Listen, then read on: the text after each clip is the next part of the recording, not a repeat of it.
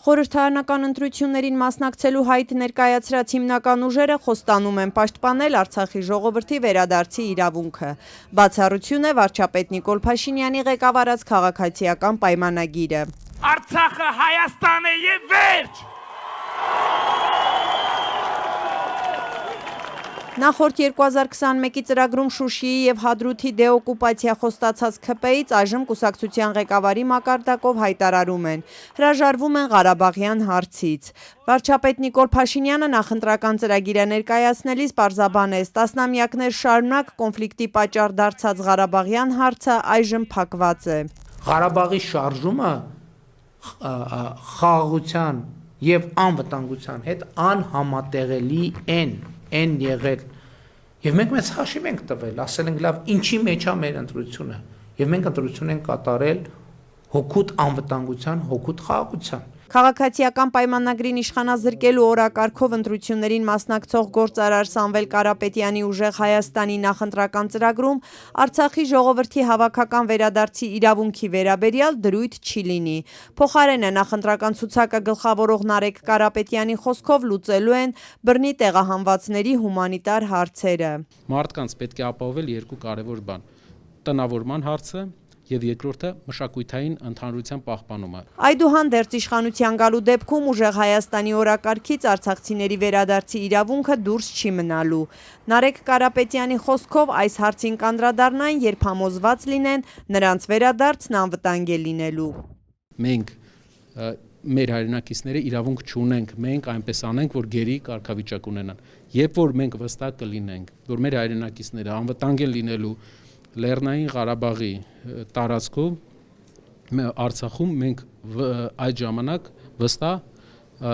կգնանք այդ քայլերին։ Լեռնային Ղարաբաղից բռնի տեղահանված 100 հազարավոր մարդկանց իրավունքների պաշտպանության հարցը երկրորդ նախագահ Ռոբերտ Քոչարյանի թիմի արտաքին քաղաքական առաջնահերթություններից է։ Ընդդիմադիր падգամավոր Քրիստինե Վարդանյանի խոսքով հավաքական հայրենադարձության իրավունքի միջազգայնացման հարցը ամրագրված է Դաշինքի նախընտրական ծրագրում։ Մենք խոսելու ենք Արցախի վերադարձի իրավունքից, միջազգային բանակցությունների օրակարգում ենք խոսելու, միջազգային հարթակներում ենք խոսելու եւ աշխատանք ենք տանել, այսինքն մեր դիվանագիտական ներկայացությունները հրահանգ են ստանալու, որ սա իրենց օրակարգային հարցերից մեկն է եւ քայլեր ձեռնարկեն, որպեսզի սա համախոհություն ձևավորվի, արդեն արկա համախոհությունը հնարավորինս ընդլայնվի։ Վերադարձի հարցը հստակ ամրագրված է լինելու նաև մարդու իրավունքների նախկին պաշտպան Արման Թաթոյանի հիմնած Միասնության թևեր կուսակցության նախընտրական ծրագրում։ Թաթոյանը նշեց, սա միջազգայինորեն ամրագրված իրավունք է, որն իր թիմն առաջ է մղելու։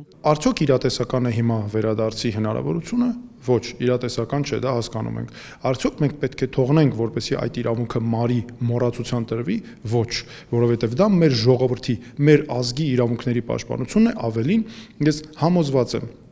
մեր ծրագրում դա ամրագրել ենք նաև այն համոզմունքով, որ դա անհրաժեշտ է Հայաստանի շահերի պաշտպանության նպատակով։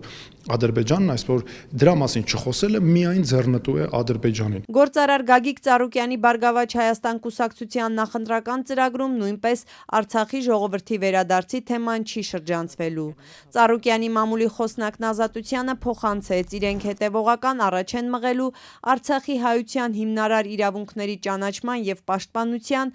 ներառյալ վերադարձի իրավունքը, միջազգային իրավունքի եւ միջազգային մեխանիզմների շրջանակում։ Անկախ գործող իշխանության դիրքորոշումից էթնիկ զտման ենթարկված Լեռնային Ղարաբաղի ժողովուրդն ունի վերադարձի իրավունք, եւ սա լինելու է նաեւ Լուսավոր Հայաստան կուսակցության արտաքին քաղաքական օրակարգում։ Ոչ միայն պահելու ենք այն նպատակով, որ գիտենք, որ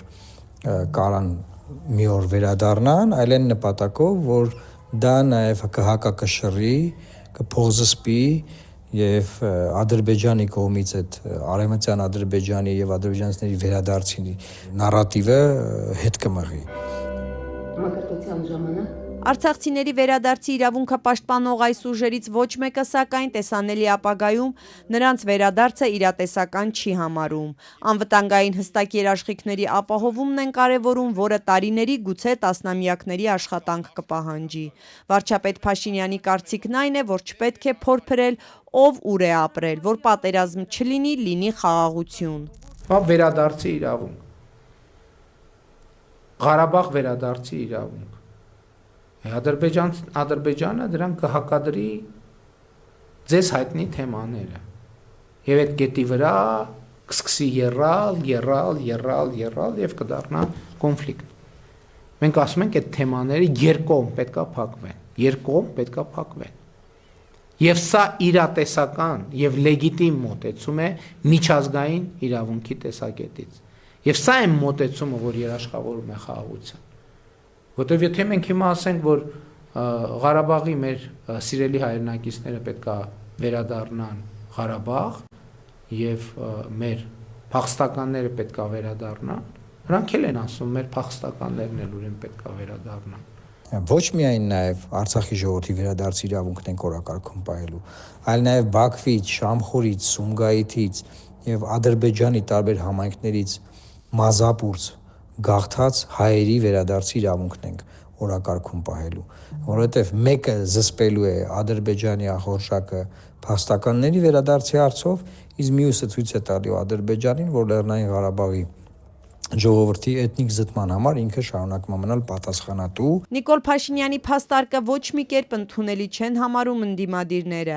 Ավելին, падգամավոր Քրիստինե Վարդանյանը սահմանադրության օրինակով ընդգծեց, թե ինչպես Հայաստանը չի պահանջել Ադրբեջանից սահմանադրություն փոխել, բայց Հայաստանում Բաքվի պահանջով փոխվում է սահմանադրությունը։ Նույնն է նաև վերադարձ իրավունքի մասին։ Նիկոլ Փաշինյանը չի խոսել, չէ՞, Նիկոլ Փաշինյանի կառավարության վերադարձ իրավունքի մասին։ Միտեղ չեք գտնի։